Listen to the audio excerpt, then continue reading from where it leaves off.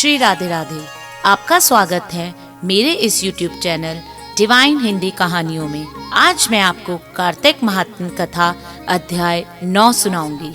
राजा पृथु ने पूछा। राजा पृथु ने कहा, हे मुनीश्वर नारद जी, आपने कार्तिक माह के व्रत में जो तुलसी की जड़ में भगवान विष्णु का निवास बताकर उस स्थान की मिट्टी की पूजा करना बतलाया है, अतः मैं श्री तुलसी जी के महात्म्य को सुनना चाहता हूँ।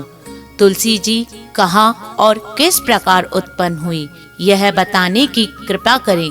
नारद जी बोले, राजन, अब आप तुलसा जी की महानता तथा उनके जन्म का प्राचीन इतिहास ध्यान पूर्वक सुनिए।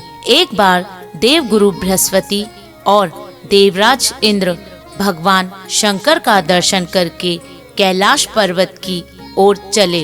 तब भगवान शंकर ने अपने भक्तों की परीक्षा लेने के लिए जटाधारी दिगंबर का रूप धारण कर उन दोनों के मार्ग में अवरोध उत्पन्न किया।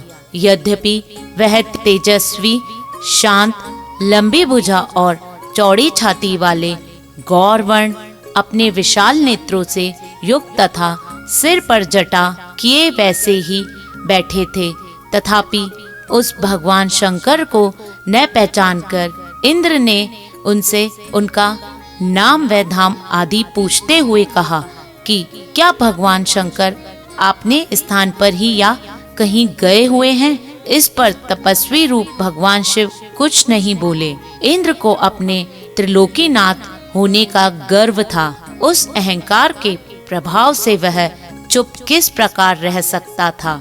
उसने क्रोधित होते हुए उस तपस्वी को घुड़क कर कहा, अरे मैं तुझे कुछ पूछ रहा हूँ और तू उसका उत्तर भी नहीं देता।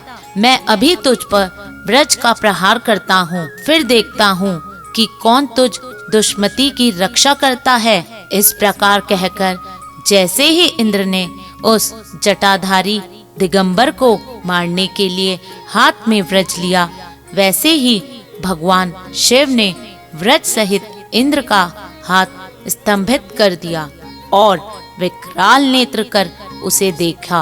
उस समय ऐसा प्रतीत हो रहा था कि वह दिगंबर प्रज्वलित हो उठा है और वह अपने तेज से जला देगा। भुजाएं स्तंभित होने के कारण इंद्र दुखित होने लगा, साथ साथ अत्यंत कुपित भी हो गया। परंतु उस जटाधारी दिगंबर को प्रज्वलित देखकर बृहस्पति जी ने उन्हें भगवान शंकर जानकर प्रणाम किया और दंडवत होकर उसकी स्तुति करने लगा।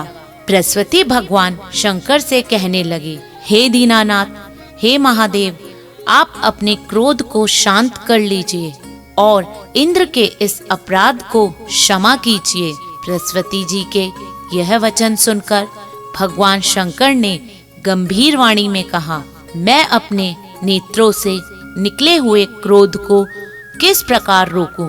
तब बृहस्पति जी ने कहा, भगवान, आप अपना भक्तवत्सल्य नाम सार्थक करते हुए अपना भक्तों पर दया कीजिए। आप अपने इस तेज को अन्यत्र स्थापित कीजिए और इंद्र का उद्धार कीजिए।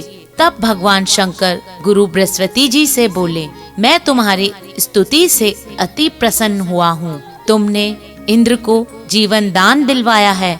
मुझे विश्वास है कि मेरे नेत्रों की अग्नि अब इंद्र को पीड़ा नहीं कर सकेगी।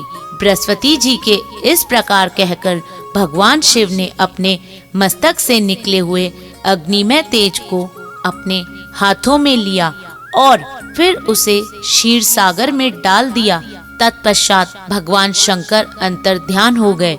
इस प्रकार जिसको जो जानने की कामना थी उसे जानकर इंद्र तथा बृहस्पति अपने अपने स्थान को चले गए। श्री राधे राधे। अगर आपको मेरा ये कार्तिक महात्म्य अध्याय पसंद आए तो कमेंट बॉक्स में ज़रूर कमेंट करें और मेरे इस चैनल को शेयर तथा लाइक करना ना भूलें। धन्यवाद।